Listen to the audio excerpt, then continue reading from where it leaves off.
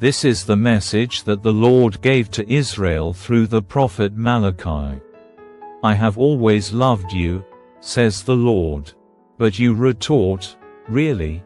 How have you loved us? And the Lord replies, this is how I showed my love for you. I loved your ancestor Jacob, but I rejected his brother, Esau, and devastated his hill country. I turned Esau's inheritance into a desert for jackals. Esau's descendants in Edom may say, we have been shattered, but we will rebuild the ruins. But the Lord of Heaven's armies replies, they may try to rebuild, but I will demolish them again. Their country will be known as the land of wickedness, and their people will be called the people with whom the Lord is forever angry. When you see the destruction for yourselves, you will say, truly, the Lord's greatness reaches far beyond Israel's borders. The Lord of Heaven's armies says to the priests, a son honors his father, and a servant respects his master. If I am your father and master, where are the honor and respect I deserve? You have shown contempt for my name. But you ask, how have we ever shown contempt for your name? You have shown contempt by offering defiled sacrifices on my altar. Then you ask, how have we defiled the sacrifices? You defile them by saying the altar of the Lord deserves no respect. When you give blind animals as sacrifices, isn't that wrong? And isn't it wrong to offer animals that are crippled and diseased? Try giving gifts like that to your governor, and see how pleased he is, says the Lord of Heaven's armies. Go ahead, beg God to be merciful to you. But when you bring that kind of offering, why should he show you any favor at all? Asks the Lord of Heaven's armies. How I wish one of you would shut the temple doors so that these worthless sacrifices could not be offered. I am not pleased with you, says the Lord of Heaven's armies, and I will not accept your offerings. But my name is honored by people of other nations from morning till night. All around the world they offer sweet incense and pure offerings in honor of my name. For my name is great among the nations, says the Lord of Heaven's armies.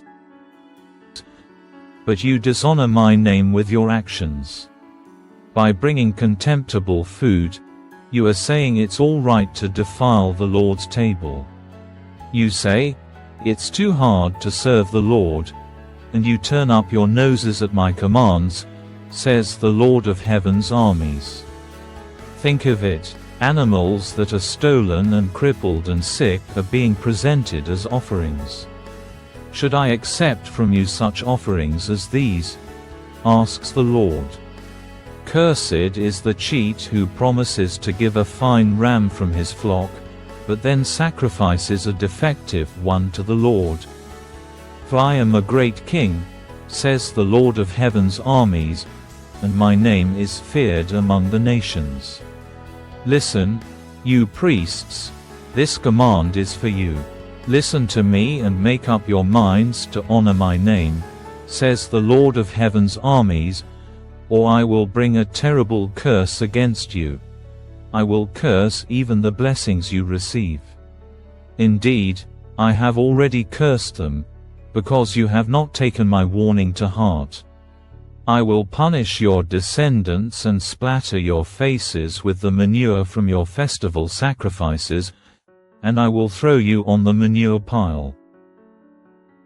Then at last you will know it was I who sent you this warning so that my covenant with the Levites can continue, says the Lord of Heaven's armies. The purpose of my covenant with the Levites was to bring life and peace, and that is what I gave them.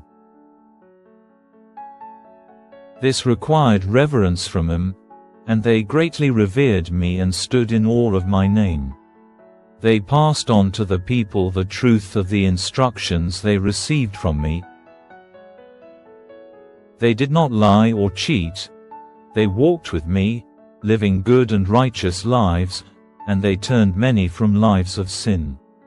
The words of a priest's lips should preserve knowledge of God, and people should go to him for instruction, for the priest is the messenger of the Lord of heaven's armies. But you priests have left God's paths. Your instructions have caused many to stumble into sin. You have corrupted the covenant I made with the Levites, says the Lord of heaven's armies. So I have made you despised and humiliated in the eyes of all the people. For you have not obeyed me, but have shown favoritism in the way you carry out my instructions. Are we not all children of the same Father? Are we not all created by the same God? Then why do we betray each other, violating the covenant of our ancestors?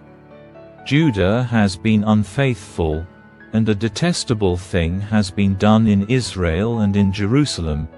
The men of Judah have defiled the Lord's beloved sanctuary by marrying women who worship idols. May the Lord cut off from the nation of Israel every last man who has done this and yet brings an offering to the Lord of heaven's armies. Here is another thing you do.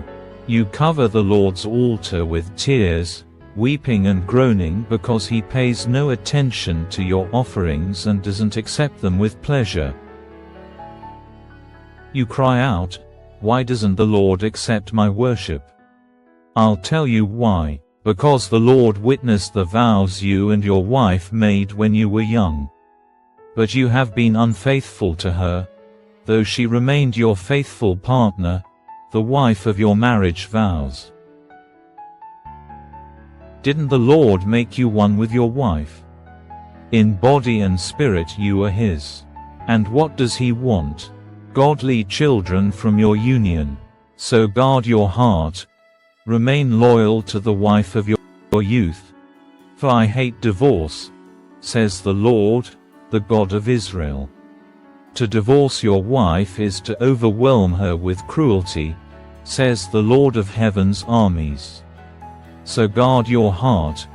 Do not be unfaithful to your wife. You have wearied the Lord with your words. How have we wearied him? You ask. You have wearied him by saying that all who do evil are good in the Lord's sight, and he is pleased with them. You have wearied him by asking, "Where is the God of justice?" Look, I am sending my messenger, and he will prepare the way before me. Then the Lord you are seeking will suddenly come to his temple. The messenger of the covenant, whom you look for so eagerly, is surely coming, says the Lord of heaven's armies. But who will be able to endure it when he comes? Who will be able to stand and face him when he appears? For he will be like a blazing fire that refines metal, or like a strong soap that bleaches clothes. He will sit like a refiner of silver, burning away the dross. He will purify the Levites, refining them like gold and silver, so that they may once again offer acceptable sacrifices to the Lord. Then once more the Lord will accept the offerings brought to him by the people of Judah and Jerusalem, as he did in the past. At that time I will put you on trial. I am eager to witness against all sorcerers and adulterers and liars. I will speak against those who cheat employees of their wages, who oppress widows and orphans, or who deprive the foreigners living among you of justice, for these people do not fear me, says the Lord of heaven's armies. I am the Lord, and I do not change. That is why you descendants of Jacob are not already destroyed.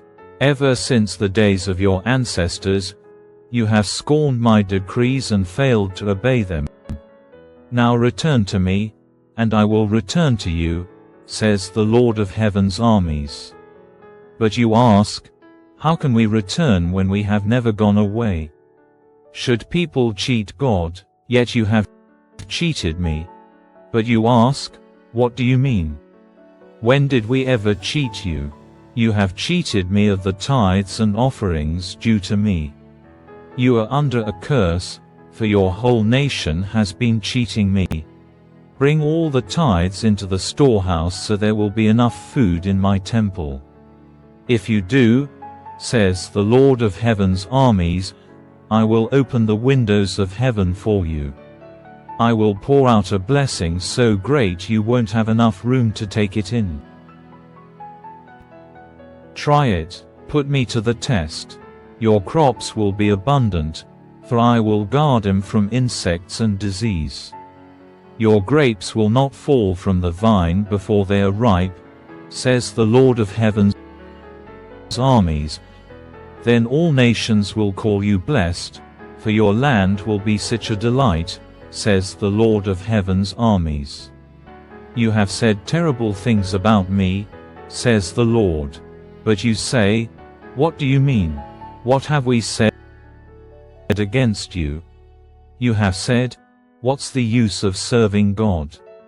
What have we gained by obeying His commands or by trying to show the Lord of heaven's armies that we are sorry for our sins? From now on we will call the arrogant blessed. For those who do evil get rich, and those who dare God to punish them suffer no harm. Then those who feared the Lord spoke with each other, and the Lord listened to what they said. In His presence, a scroll of remembrance was written to record the names of those who feared Him and always thought about the honor of His name. They will be my people, says the Lord of heaven's armies. On the day when I act in judgment, they will be my own special treasure. I will spare them as a father spares an obedient child.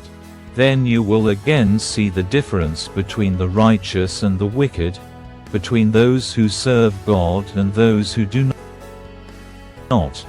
The Lord of heaven's armies says, the day of judgment is coming, burning like a furnace. On that day, the arrogant and the wicked will be burned up like straw. They will be consumed, roots, branches, and all. But for you who fear my name, the Son of Righteousness will rise with healing in His wings. And you will go free, leaping with joy like calves let out to pasture.